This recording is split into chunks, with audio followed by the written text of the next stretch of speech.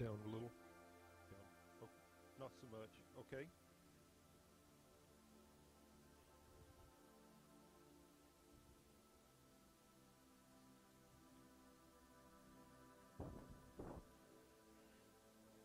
No, and 16. Okay, Killian, bring it down. Down, down, down, down, down, down, down, down. Better. That's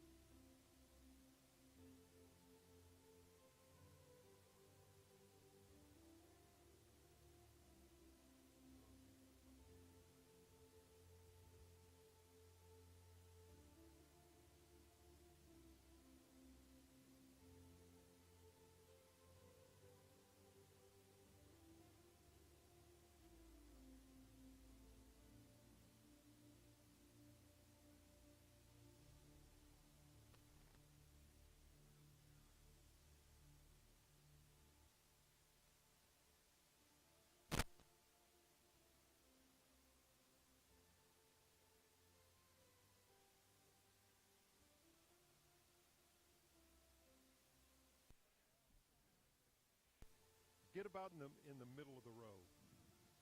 If you get too close, you can't. Well, you can. Well, over there.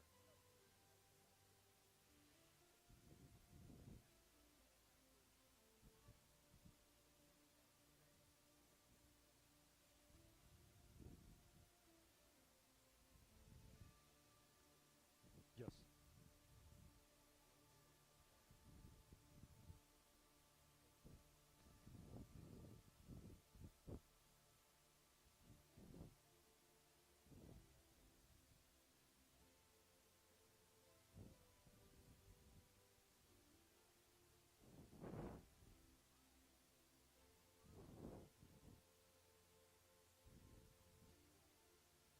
All right. We'll get started here. We got some newcomers. Glad to have you here for the show. And let's see. Let our eyes adjust here a little bit. My name is Warren, and we have Anderson Fernandez on one of the on the YouTube back there. Killian is running on the star ball, and Rebecca is the laser. Okay, so we got the team back there. Also, we on the YouTube internet now or not? We are. Okay. There are, for those of you that are listening on the internet, glad to have you here. And to listen to it, you'll be able to follow along as I point out the different constellations and the stars and what's up there and what's happening in the next month. Plus, if you have a question, and this applies to those on the internet and anyone in here, I'm always comfortable if you have a question, I want you to call it out to me right then. Now, in a little bit, we're going to turn out the lights and it's going to get dark. And so you have two choices. You can raise your hand and I won't see it, or you can just call out, and make sure you call out loud enough I can hear you over the machines or whatever else is going on. For those on the internet, on YouTube, if you will type in your question down in the, what is it, reply box? Live chat to box, okay. And either Killian or Rebecca or Anderson, when they see that, they will read it and then let me know here as far as what your question is, and we will answer the best we can. So let's go ahead and get started, and we'll see what we have for next month. For those who are not familiar, here is our website. It is www.starsatnight.org, and when you click on that, this is the initial screen that you're going to get up after you've typed in there. And so then the next thing you want to look for is over on the menu, you want to look for the word blog, B-L-O-G, right there. And when you click on that, you will get a list of different ones. I'm doing the astronomer. Let's see, Jackie is doing educational, Anderson's doing director, Fred's doing that, and webmaster is Anderson. But anyway, when you click on the astronomer's blog, then you will see a list of what has been loaded in. And I just put this up a little while ago and copied it out, and this is the current list at the present time. And you'll see here's about direct, prograde, retrograde motion, and then here is a list of these constellations we're going to talk about this evening in preparation for January, and then there's the list, and it goes on down. There's 4 pages of information that's on the blog. Now, a quick review, because in December, here is tonight, Saturday the 20th, and I just wanted to point out real quick as a review, we're not going to talk about it much more, Here was the constellation Auriga. That's tonight. However, I think it'll be a little difficult to see because of the cloud cover. And also, as you can tell, we're doing our January night sky presentation. Here is Auriga, the chariot driver. And I want to show you something as far as how to find the North Star, the North Pole star, Polaris, using the chariot driver, Auriga. What we want to look for is when you go out on, if you were out at tonight and it was clear, you'd look around to find the brightest star that you could see. And it would be early in the evening. It's going to be Capella, which happens to be the the sixth brightest star in the night sky. And when you do, also to identify, you'll look for these three faint little stars here. These are called the kids, K-I-D-S, as far as lambs or kids. And then you know that you're at the correct one. Go over, and you're going to find this star right here, Menkalinen. We're going to find this one, Delta, and this one, Theta. And what we'll do, or what you would do, would want you to measure the angle from theta to delta with your hand. How do you do that? Well, let's take a look. You can measure angles in the sky using your hand, either hand, at arm's length. As you can see, your little pinky at arm's length would be approximately 1 degree across. Now, they don't have it on the slide, but your thumb would be about 2 degrees. Then the middle three fingers 5, a fist 10, hook 'em horns about 15, and then from fingertip to fingertip about 25. So in this case, you're going to have to measure more than likely with the full from tip of your thumb to the tip of your little finger. Now, what you want to do is this one here, delta, is going to be your anchor point, and you're going to swing then from the other finger all the way around, come up, and then let that be the anchor, swing again, and you will wind up at Polaris. We'll demonstrate that in just a little while when we get on the star ball. But these three are virtually, for us with our eye, they are perfectly in line, and they point, if you will, directly toward Polaris. So twice this angle gets you to Polaris. Let's look and see what else was on there. Tomorrow night, the 21st, is the winter solstice, when the sun is at southernmost declination and our winter begins. Here is Earth as it is tilted. The direct sun is right over the southern Tropic of Capricorn. As you can see, for us up in the northern hemisphere is when we are leaning away, tilted away from the sun. And the southern hemisphere is, if you will, tilted or leaning toward the sun.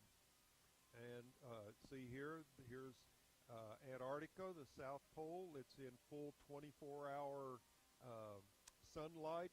North Pole is in full 24-hour nighttime darkness. The other thing we had on here was that on that Sunday night is going to be a new moon. Here it is here, and the lunation number. We reviewed that last month, and that's what that refers to. The other thing is on the sunset on Monday night is the beautiful constellation of Orion. Last month we talked a lot about Orion. Just real quick, it is, you see it straddles the equator, so this would be called an equatorial constellation. And we should have no problem identifying Orion in the night sky. It's going to be, we'll use it this evening as we talk about for the other constellations for January, and use it in different ways as a pointer for us. The other thing is the Little Dipper. Here's Polaris, the end of the handle. Come over by the pot And out at Kochab, right there, that little place is where the Earthside's meteor shower will be seem to come out of, the radiant point. And then we had down below Orion was the rabbit or the hare, Lepus, right down here. Here's the bottom of Orion's feet, if you will, his feet. And we talked about that, of course. Then we had the close moon, the perigee moon. Remember that we talked that the orbit of the moon is elliptical. It is a circle, but it's not a perfect one radius circle. And so on that night we will be closer, or the moon will be closer to Earth. And then also the last one was a constellation called Mensa, the table, the mountain, and it's way down to the south, and down below the large Magellanic Cloud. That's what we talked about. And then here is the small Magellanic Cloud. The two of these are constellations. There's a total of 6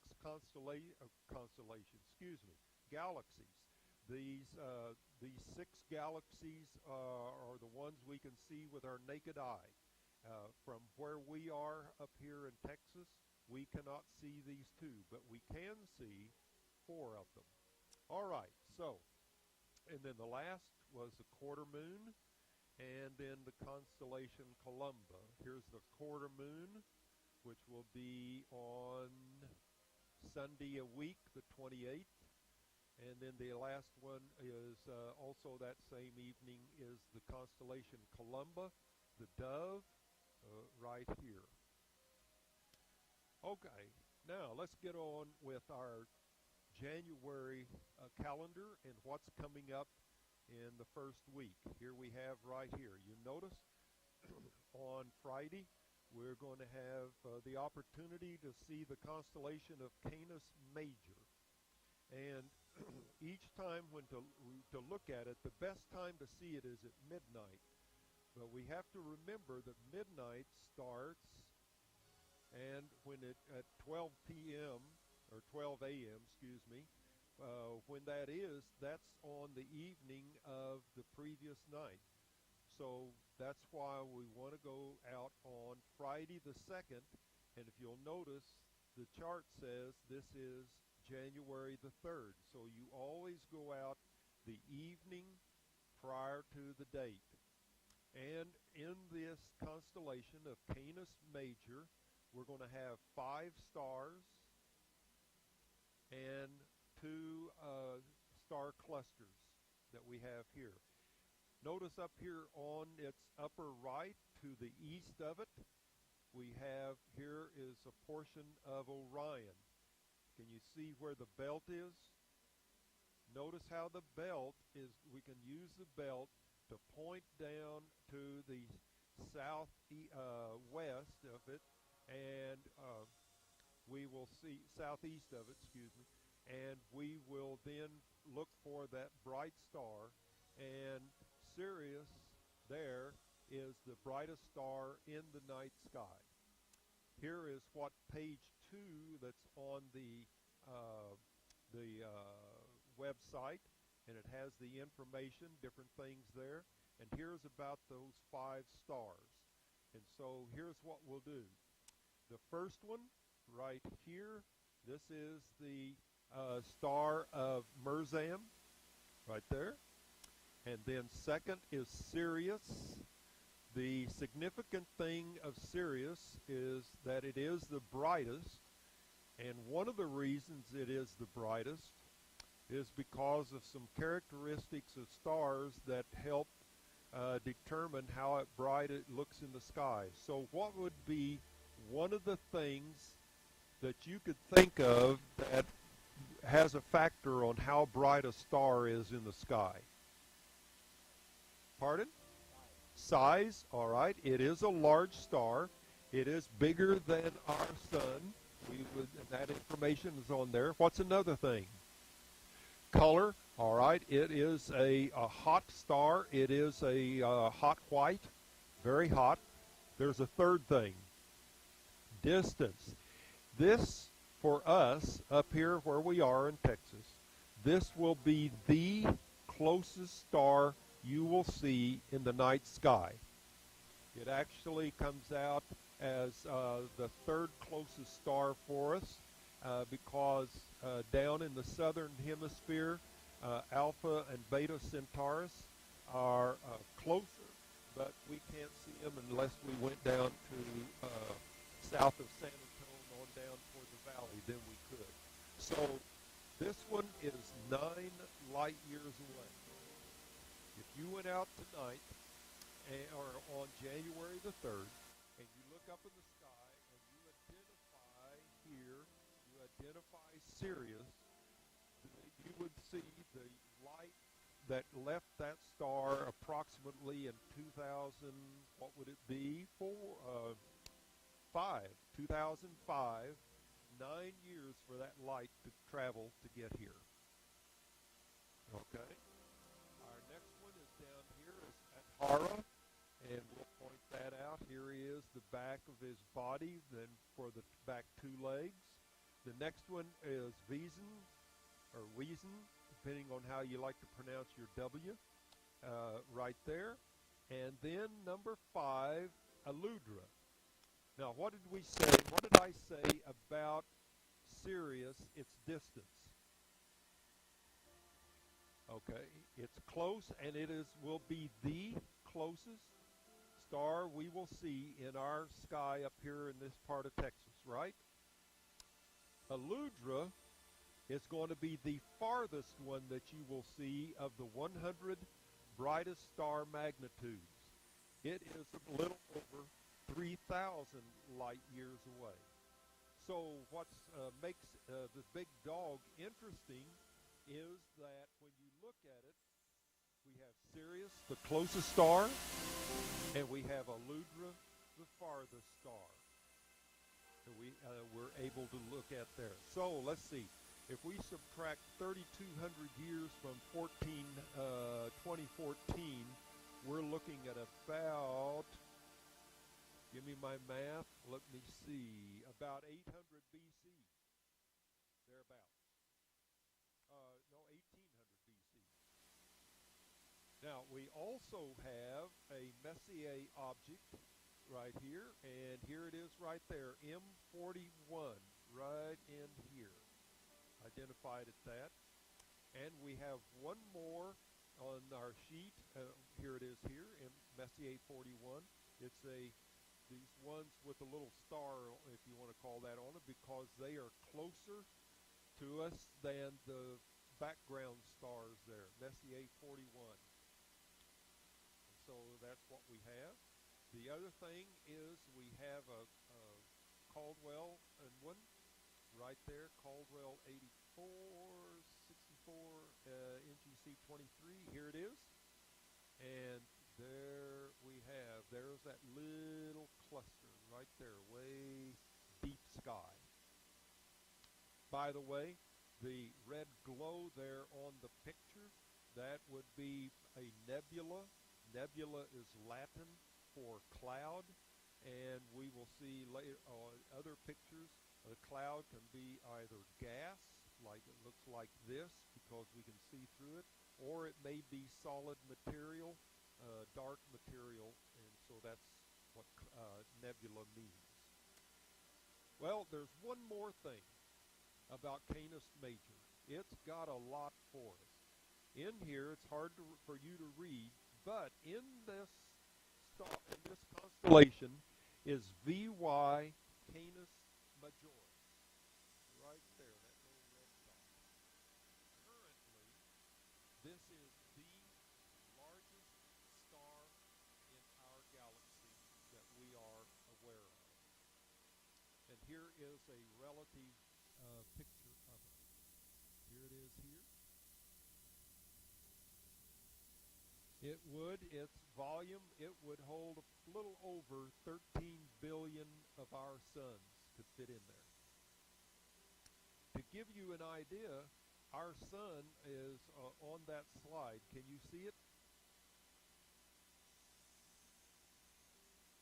Right there. Not the circle, but the dot. That would be in relative size what our sun would be in relation to this star. Realizing that our sun, we could put 1,000,000 of our Earth inside our sun. Makes you feel real important, doesn't it? All right, let's go ahead. That was week one. Let's look at week number two here. And the first thing that comes up is something called perihelion. Perihelion. You can read there, Earth closest, 2015. In a way, that's kind of a trick question if you ask someone. There is, again, in our for our Earth orbit around the sun, this slide is greatly exaggerated. But, and again, it's a full circle, of course, but again, it's not a circle with a constant radius. There is a time of the year, in this case, January the 4th, when we are going to be closer to the sun, and then there's going to be 6 months later, in this case, July the 6th of this next year, when we are going to be farthest away from it. However, if you ask someone and say that there's going to be 2 points along our orbit, one in which we are the closest and one in which we are the farthest, and it happens in January and it happens in July each year, ask the person which one do they think that we are the closest to the sun. The majority of people are going to say, well, it has to be July because that's our summer. And that's not correct. The difference is because in July we are tilted away. Remember, we talked about that we're coming up here on our winter solstice. And what happens for the winter solstice for the northern hemisphere? Are we tilted toward the sun or away from the sun? We're tilted away. So even though Earth is closer, we are tilted away, so we don't get the heat that we would get if we were in the southern hemisphere. So there you see the difference. The next thing, and there's also, for those who need, there's the distances. The other thing is on that same Sunday night, we will have a full moon. The full moon is when it is on the opposite side of Earth from the sun. Now, notice there is no information or anything talking about an eclipse. And you would say, now Warren, because the full moon is in line with the Earth and the sun, there should be an eclipse. Well, it's possible, just like it says on the slide, these are the possible times we could have an eclipse of the moon. However, the orbit of the moon in relation to Earth, it is tilted approximately 5 degrees as we go around the sun. So there will be a time, in this case, when the moon comes around on the opposite side of us from the sun. It can be either above, the tilt could be above, or tilt could be below. So either place, if it's below or above, it will not come in contact, if you will, or go through the shadow of the Earth. That's why there is no eclipse in January. Then we have, as we continue on for our constellations, on Tuesday the 6th, we have Gemini and Monoceros. Let's take a look. Here we go. Now we're going to start connecting things for us as we go along. And remember earlier, we talked about Auriga, the chariot driver. And as you can see here, here we have Auriga, and then here is Gemini. Another very good helper for us in pointing. Look down here to the south of it and to the west of it. Here is the upper part of Orion. And so when you pick out the belt and you look at the top of the belt for Betelgeuse and also for Bellatrix. You can see they just keep going up in a northeasterly direction that you come to Gemini right here. Now, we have in Gemini, as you can see, 3 stars. So here we go. Here's the second page. There's our 3 stars, the information about them.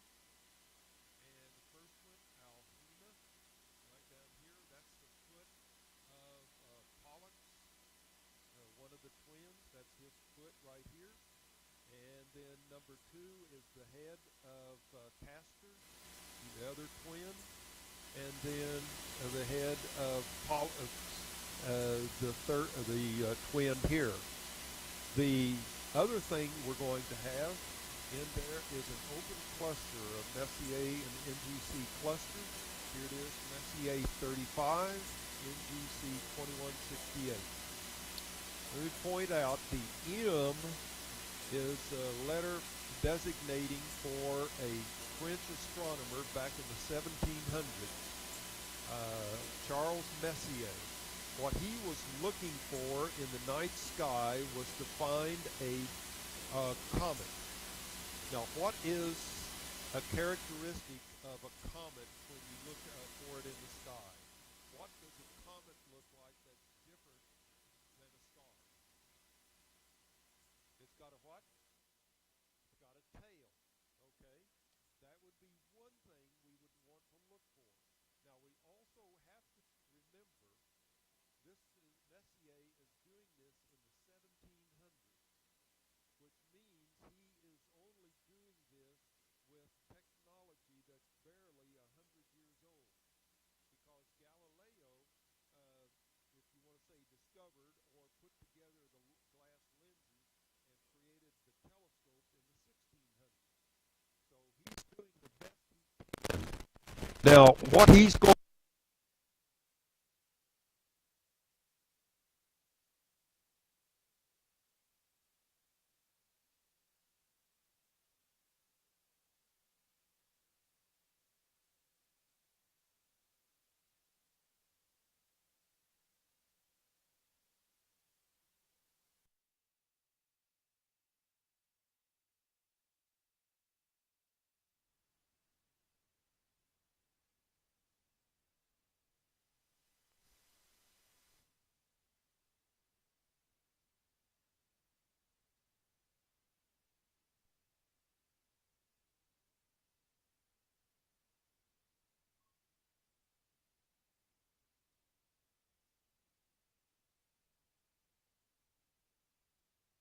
35, and he just did them sequentially, 1 through 110, if I remember right.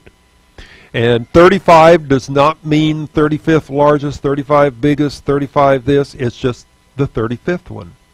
So he would go off and look in other parts of the sky and come back, and he would come through and again, oh, wow, and he'd see this, and he'd get ready to record the address, and he'd see that this is still here, which means then that is not a comet. The reason he was trying to find a comet, because even today, if you were the first person in looking in the night sky and you were able to find a comet that had not been identified previously, you write down all the information, send it off to Paris, to the IAU, International Astronomical Union, and they check and cross-check, and they say, yes, you're the first one. You have the privilege of naming that comet after yourself. And so that's what he was trying to do. And since this did not move, that is not a comet, that is a cluster. And here we have the clusters of M35 and NGC 2158, that clusters here. Okay? Here's some more in the constellation here. Notice how creative the astronomers are in naming things. Eskimo Nebula. The Medusa. Remember me talking about earlier? Nebula, what does it mean in Latin? cloud. And so here we have a giant gaseous cloud in the Milky Way that they can take a picture of here, the astronomers. All right, let's continue on. January the 6th. The other one was the constellation of Monoceros, which means Monoceros is Latin for one horn.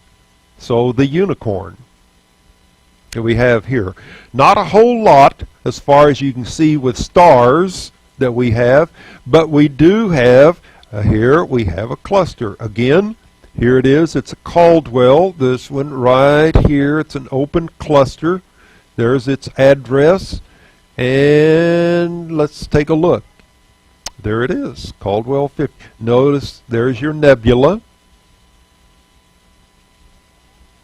Here's some more. Now, Monoceros has a number of different items. Do you see this up at the top of the slide? This is a well-known object in the sky, in the night sky. And right here, we'll get a close-up, the Cone Nebula. We'll look at that in a little more detail. Here is the tip of it. Right there's the tip. You notice here is still nebula, and notice this is darker, so this is a little more solid than just a pure gas. And let's get in here. There it is. Now we're going to come down to this. What is that one called? The Fox Fir Nebula. Well, let's see if we can figure out why it's called fox fir. What do you think? There you go. Like a fox's fur. Okay. So here they are together. There's the Cone Nebula, and here's the Fox Fir Nebula right here. Now, what's we can also do is we'll start out, we can connect some stars, and we come up with another little fun thing. So let's draw the lines. And we have the Christmas tree cluster. Okay. And the star down here is S15 Monocerotis. Right there. There we have. Now, here you give you an idea of when Galileo did this. In 1610, on January the 7th, he sighted 3 of Jupiter's moons. There you go, Callisto, Europa, and Io on that night. And then also on Thursday, Mars enters the region of the sky that's designated for the constellation of Aquarius. That's on that Wednesday night. So let's go down to Friday. Friday, on January 9th, will be the latest sunrise of the year for us here at our latitude, right here, latest sunrise. Another thing we're going to see is an apogee moon, and we have a constellation to look at. So let's take a look. Here again is the orbit of our moon around the Earth. And we said this is the apogee, which means the moon at this time is going to be farther from Earth on that date, that night. There we have that. The other thing we talked about is there's going to be a constellation called Puppis. Right here, Puppis, the stern. This is part of 3 constellations that we're going to be talking about. Right here, Puppis, Carina, Vela, and then there's a couple more that we have. That used to be one giant constellation called Argo Navis, and that's the name of the mythical ship of, what was his name, the Argonaut? Jason the Argonaut. Anyway, they divided it up, and so here's this one here. And as you can see, as it indicates, we have 3 stars in here. So here they are. Here's the first one. It doesn't have a common name. It's just its designation, Pi Puppis. and here is Naos, and then up here is Tures. And we'll see. In being able to find it, it's going to be real easy, because look what's right here. What's this one? Canis Major. What's that star right there? Sirius. Okay, here's the big dog right here. We come on down to the others, and so we will use this, the backbone of the dog, to help point right to Puppis right here. We also have in there, again, we have also another cluster, M47 or NGC. This is another one that he found, and here it is here. Not a whole lot to it. You can see the rest of these are, we would say, background stars further away from us in our galaxy, in the Milky Way.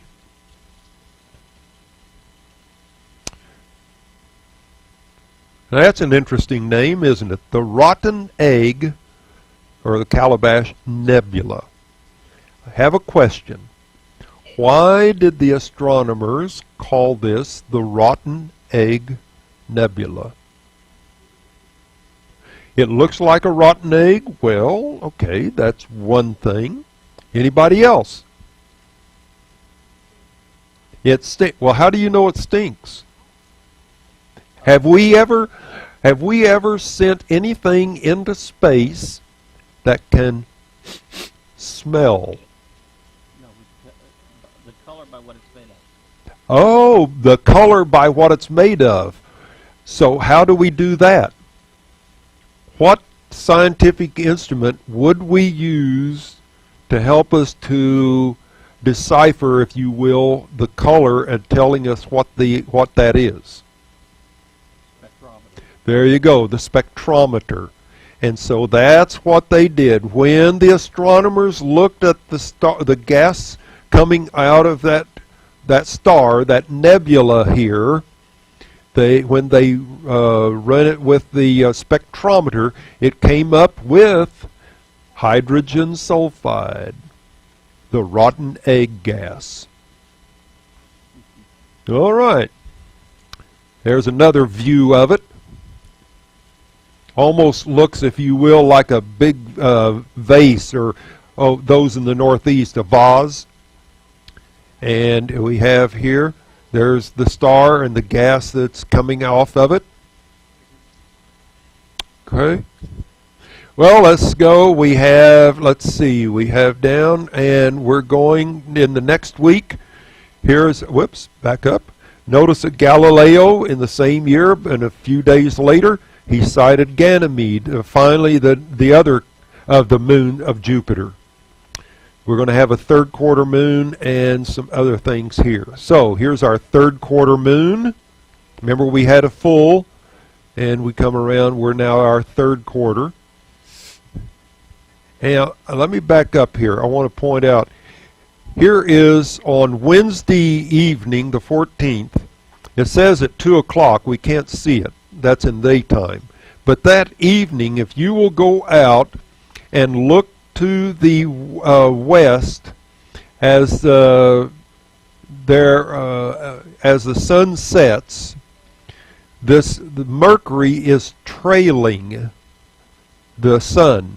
So the sun will go down, and in the early twilight be looking up to where the point on the horizon where the sun set, and you'll find two bright objects. Notice that Mercury is just a degree away from Venus. Venus will be the brightest, that's the planet, and then Mercury will be next to it, and that will be the other planet that you can see that evening. So that's one way we could find Mercury. Okay, let's go on. Thursday the 15th. Here we have on the sunset, we're going to have Canis Minor, which is the little dog. Not a whole lot there. We're going to find. We're going to use, as far as our pointer, we have Gemini that's going to be over here to for us to go from, and then for Canis Minor, pretty well the only thing we have is the one star of Procyon right there. And here is Procyon, and here's Sirius, and here's our Milky Way is going through there. And then over here, look what's right here. Here is Orion right here. So you can see, by the way, up here, here is the head of Taurus the Bull. So you can see those different relationship there. Next we're going to go on Saturn going into Scorpius, but we have the other constellation of Volans. Volans is the flying fish, if you will, and we're going to come down and we have, here is Sirius right up in here, and we're going to come, and here is Volans. Now, in relation, remember we talked about last month Mensa and the large Magellanic Cloud, and so here you have the relationship of Volans to the large Magellanic Cloud right there. Here's the second page, and let's see. Okay, there's no Caldwell objects, there is no Messier objects, there are no bright stars, so we don't have a whole lot in there, but we can see some different things.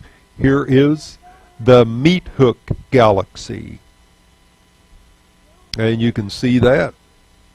Looks like a giant S.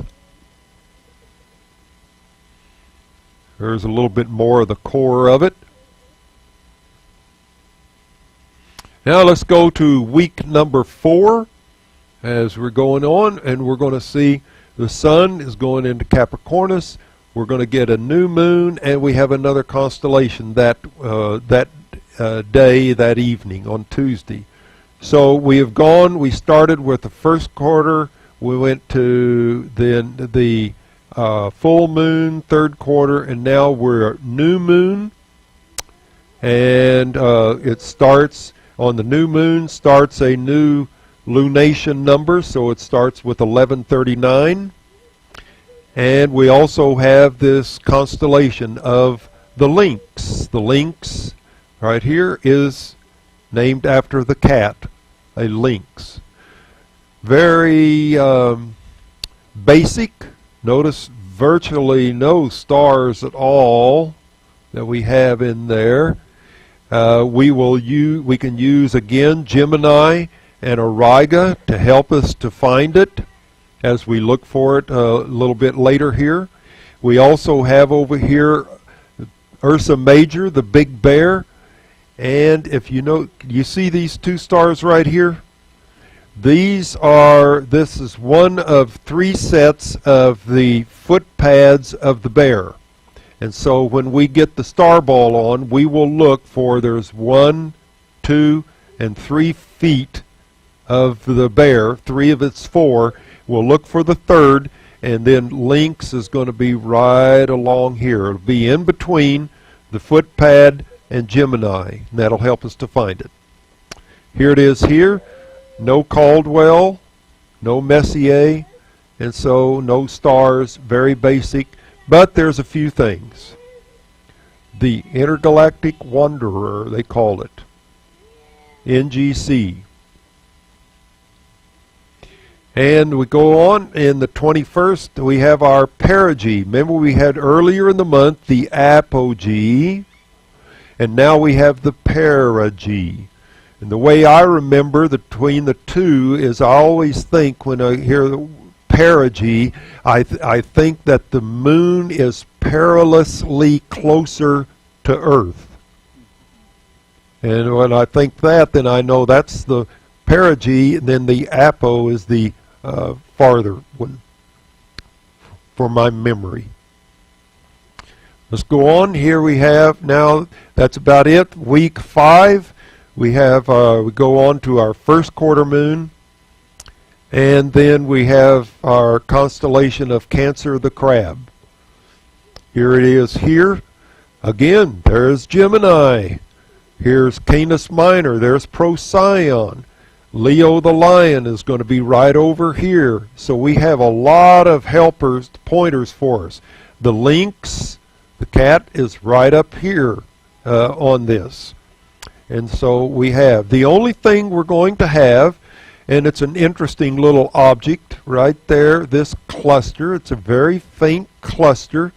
By the way, the names here of these two stars, Acellus Australis and Acellus Borealis. This means northern donkey, southern donkey, and we will see in here what this is, this little cluster. Here it is. Here's the cluster right here. And as you read through here, sometimes it's called the beehive, but also its Latin name is Praesepe. And for those who can read that, can you see what Praesepe means in Latin? Manger.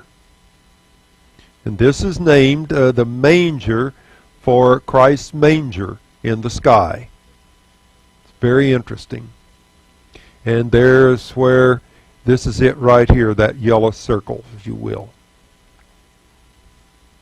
All right, we're about to finish up for our calendar here at Mercury, and as you see, the next month on Saturday the 31st will be from 6:30 to 8. We will be talking about the February sky. And to give you the idea of what it's going to be like through the year, here is the 2015 calendar. And if you notice, the last Saturday of each month is when we will do the presentation, with the exception of the last 3 months, October, November, December. October, we have to bump it up because of Halloween. November, we have to move it because of Thanksgiving. And December, we have to move it because of Christmas. So the first 9 months, it is the last month of the last Saturday of the month, and then the last 3, October, November, December, we have to change it because of the holidays. All right, any questions so far? All right, none. Here's the constellations. Now, as we go through with the star ball, we're going to start up at the north, and we will work our way down to the south. Here are the 8. And in doing that, as we getting ready here to turn off the projector and get it real good and dark, I want to point out how you use your eye to see dark, faint stars in the night sky. We have 2 sets of photoreceptors that we can see light with. The cones and the rods. The cones is what we're using right now because they are the only ones sensitive, as it shows there, to color and bright light. And so that's what we use in the daytime, in white light. Now the rods is what we will use here in a little bit when it gets dark here in the dome. Notice the graph. What happens is when we are in bright light and then all of a sudden we turn off the lights or we go outside and it's dark or something, the light intensity decreases. As it gets down to a certain point for each of us, it will be a different point because of age, health, and how bright was the light that you left, and all sorts of things. There's going to be a region for the switchover point. Our brain is going to pick up that our cones are not picking up any light. So an electrical signal is going to come through our nervous system, through the optic nerve into the back of our eyeball, both of them, and that electrical signal is going to change, if you will, the chemical composition of the fluid that's in our eyeballs. And what that fluid, that vitreous humor, is going to do, it's going to then sensitize our rods. And that's what we will do. Now, in the daytime, we can look and we can see, and we put whatever we're looking at right at the very back of our eyeball on what we call the fovea centralis, the central point of focus. There's where you want it. That's where you get the most precise focus. However, the rods are not there. Now, it'd be great if we changed over that the cones would move out of the way and the rods would move in, but they're all fixed, and so it doesn't change. So here's what we have to do. To see something dark, like a star, what we have to do is we have to concentrate on keeping that star off of that fovea centralis, because that's the only place where the cones are, and the star is not going to be bright enough that we can see it by looking directly at it. So we have to use what we call either averted or peripheral vision. All of us use that as we drive. We were driving on the streets. We're concentrating, I hope, on what's in front of you, but we are aware what's on either side, left and right, of the main part of the street as we're going down. We're watching for vehicles coming in from the side. We're watching for people and all sorts of things. So we're used to our peripheral vision. So what we have to do in the dark sky is you have to remember you want to look away from the star and get it onto your, right here, onto the rods. We would look from the front to the back of our eyeball. The bird would still be on the fovea centralis. We wouldn't see it because it's dark, and we would then be able to see the stars. Okay, we're going to get ready. So let's turn off the PowerPoint projector. Let's bring up the star ball, and we will let our eyes adjust.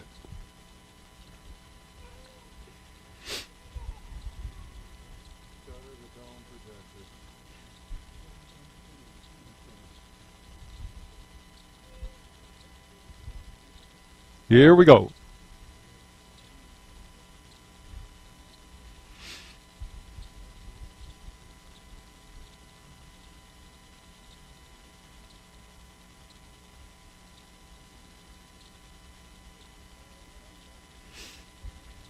All right, we should have now our first constellation up, and if I remember right, it should be the Lynx. Isn't that correct? All right, the Lynx. Now, let's see if we remember. We talked about how we're going to find the Lynx. As your eyes adjust, we're looking toward the north, down in front of us. Do you recognize anything up in front of you in the sky? Can anybody recognize anything up in the sky there? Pardon? You can see the Big Dipper. Okay, here we go. Here is the Big Dipper, what we call. Now the Big Dipper, just to clear that up for you, that would be technically called an asterism, A-S-T-E-R-I-S-M. And an asterism, by definition, that's any object in the sky that has been given a name that is not the name of any one of the 88 constellations in the sky. There is no constellation called the Big Dipper. The Big Dipper is a part of the constellation called Ursa Major, the Big Bear. Now, if you remember when I was talking, we want to find the foot pads of the bear. Do you see them? Should be 3. Okay, let's do this. Look at the dipper. Find the pot. You see the pot? Let's go, and we'll go down from the pot going south, and we come down and off here. Here is one of the footpads. We come down and we go way on down. Here's a second footpad. You see that? Let's go back up to the dipper. Let's go from corner to corner on the dipper as it points, and it's going to point to the third footpad. Now, where is Lynx in relation to the third footpad? Going to be in this dark area here. And also what's going to help us, look what's right here. Here is Gemini. Okay, so let's bring up the laser drawing. Okay, Rebecca, if you'll bring up the laser for Lynx.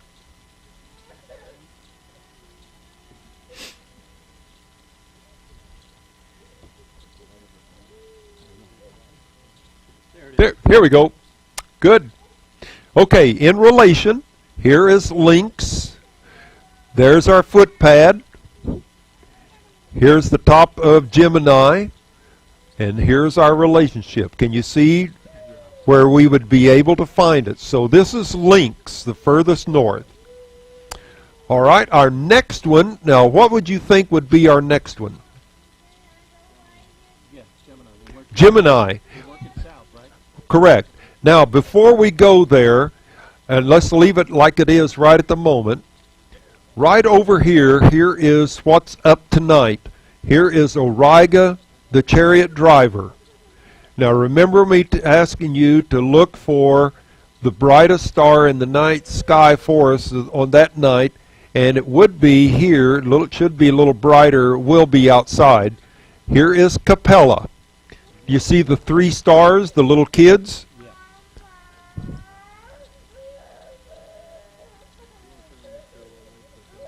Turn on the stairwell lights, please.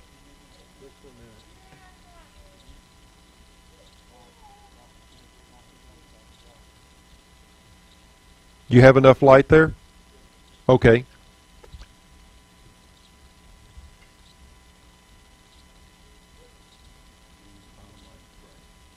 Yeah.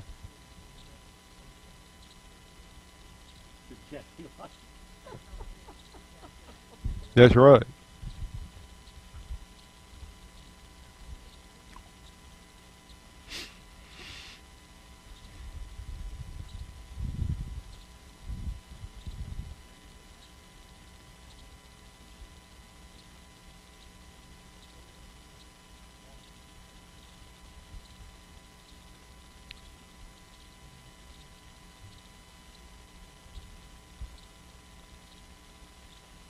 Okay, you can turn off the stairwell lights. Thank you. All right, let's go back and let's take a look. Here again, here is Auriga. Fred, you need by me? Or you go? Okay. Okay. Here's Capella. We come over, and right here is Minkalainen. Here's Delta. Here's Theta. See how a straight line they are? Measure from Theta to Delta. Right up here. Let delta be your anchor point. Swing your other tip of your finger, whichever one it is. Come around. It'll come up right about in here. Let this be your anchor point. Now come back to delta. Swing it. And here is Polaris. Okay?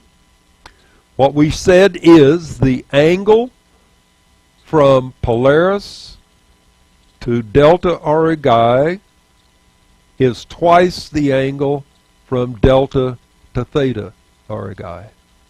So there's another way to help you to find the North Star. All right, so Lynx is right here. Let's go down south a little bit. Let's find, if you will, Gemini. G-E-M. You got it punched in? You got it punched in. Okay. Again, Auriga, Lynx. So where would you say Gemini is going to be? Should be straight ahead. So let's draw it. Put up the laser. There we go. Very good. And here we have Alhena. And here is Castor and Pollux right there. Now, with the laser up, let's look up here, if you will, up to our upper left. Find the Big Dipper. You see it? Again, come back, find the handle to the connecting port of the part of the handle to the pot, and go from that star to the opposite diagonal, and notice it will point to Gemini. See how that works? So there we have it. And as we continue on down, you're going to see something else right there. What's that? That's Orion. So let's go on. Let's see. From Gemini, we need to go now. I believe it's Monoceros, isn't it? Cancer. Okay, Cancer the crab. All right. Now, again, what's this right here? Here is Gemini. Now, Cancer is going to be back to the east, if you will, of Gemini. And notice over here, we'll get in a couple months, we're going to get Leo. Here is Leo. So Cancer is right in between Leo and Gemini, and right here. Now you're going to have to pretty well look away, look off to a side, and when you do, then you should be able to pick up and see better to the cluster of Cancer the crab there, and Praesepe the manger. Let's trace it out. Okay, good. Northern, that would be the northern donkey and the southern donkey. Okay, Leo, Gemini, and we had Cancer. Now we come down, and what is next? Canis Minor. Now, where's going to be that? Let's see how we can find this. Yeah, it's right here. Where's here?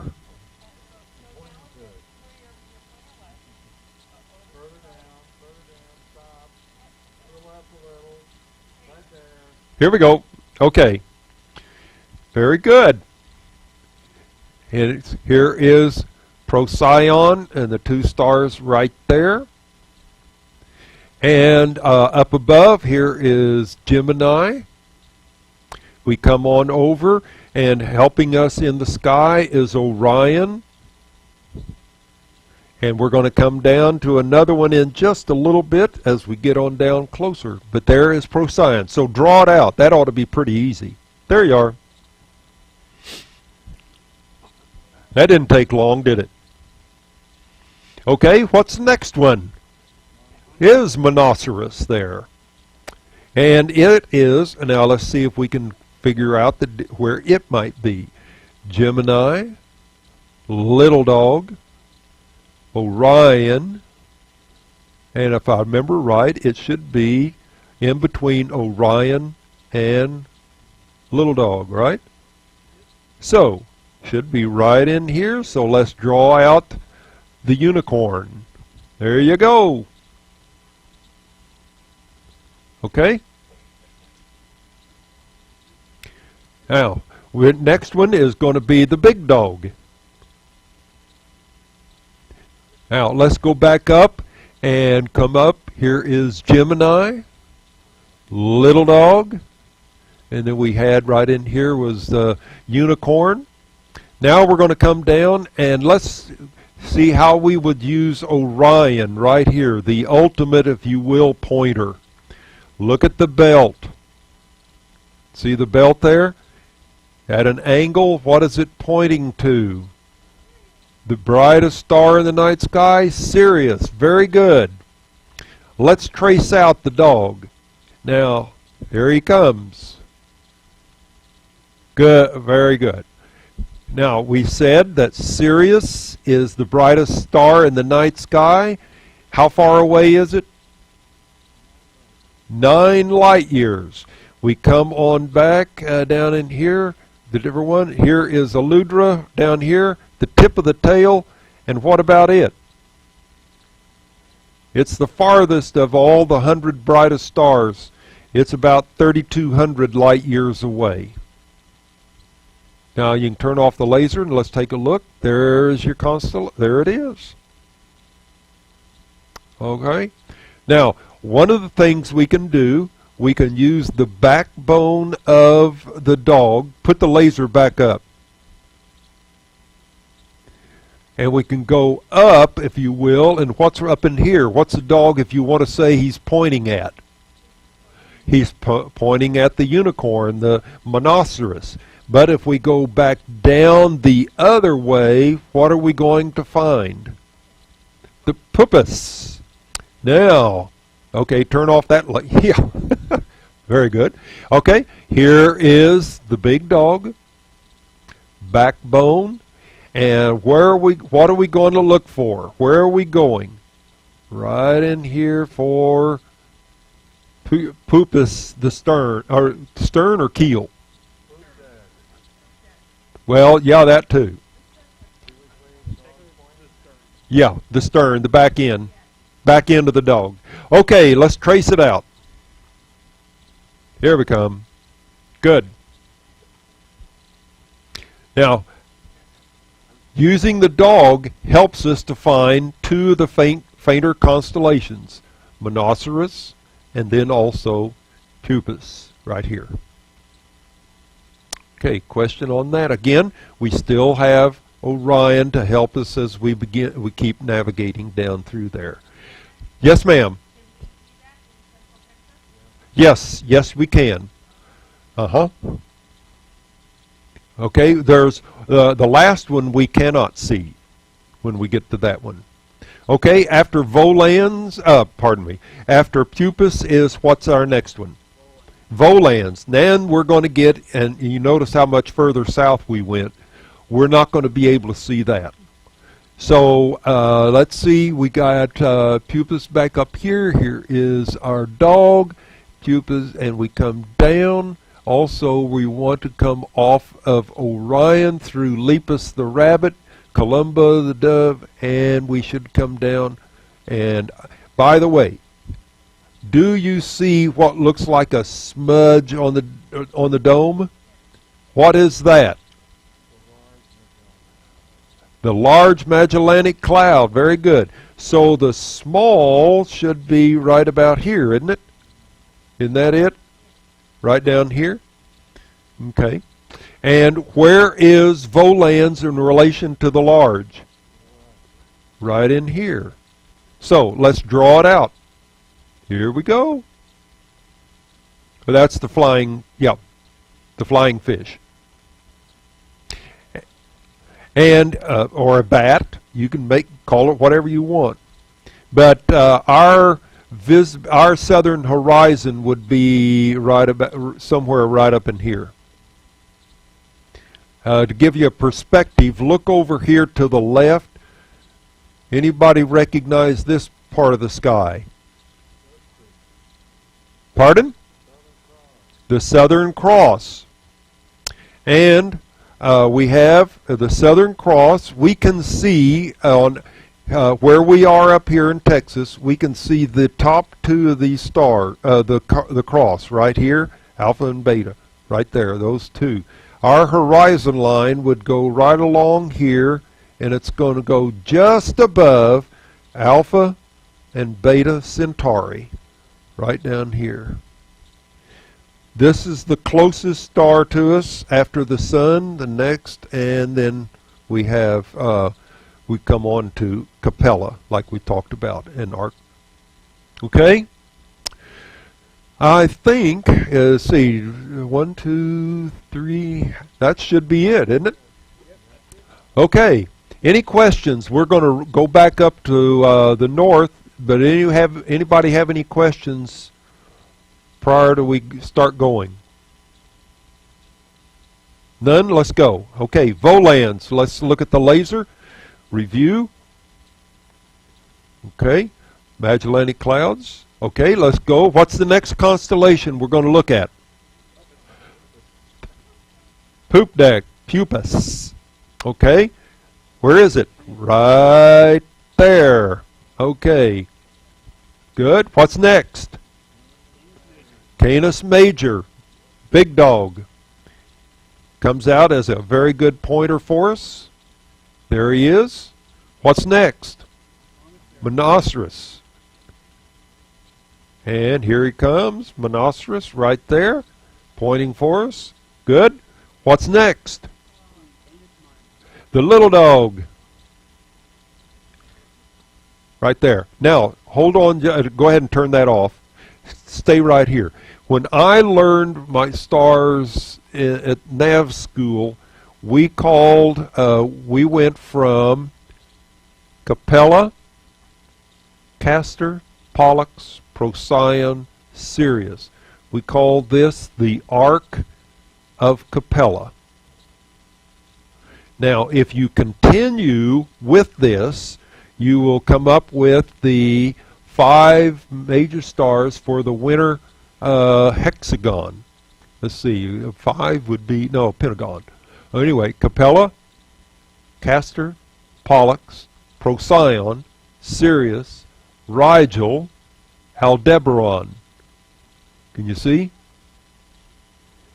And those are, you have here concentrated some excellent constellations to give you good pointer systems. Here is Taurus the Bull. Here is Orion. And then we have Auriga the Chariot Driver. We have Gemini Twins. We have the Little Dog. We come on down, we have it, and then we have the Big Dog. So you can learn a significant portion of the night sky. Okay, let's go. Let's see, we were on Monoceros here, so what's our next one? Okay, Cancer. And that should be in the region right here. And relationship, here is Leo the Lion. Here is Gemini the Twins, and in between. Okay. And then we go to right here, Gemini. Here they are. Okay. And let's see, what else? Then Gemini, then the last one is the Lynx. And we go to the dark area. Here it is. Relationship, Auriga the Chariot Driver, Big Dipper, 3 foot pads of the Bear, the diagonal of the pot pointing through the foot pad to the dark area for Lynx, on down to Gemini, and over here in Auriga. Any questions? Those are your major constellations for us for January. And you saw the calendar, so we'll be looking forward to seeing you on the last Saturday night of January as we look at the February constellations. Thank you for coming. Thank you for listening.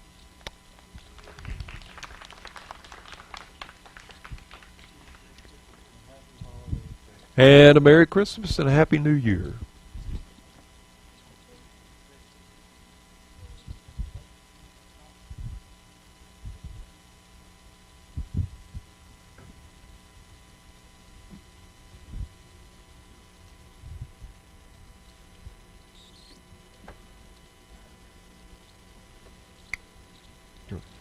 Picture it's off.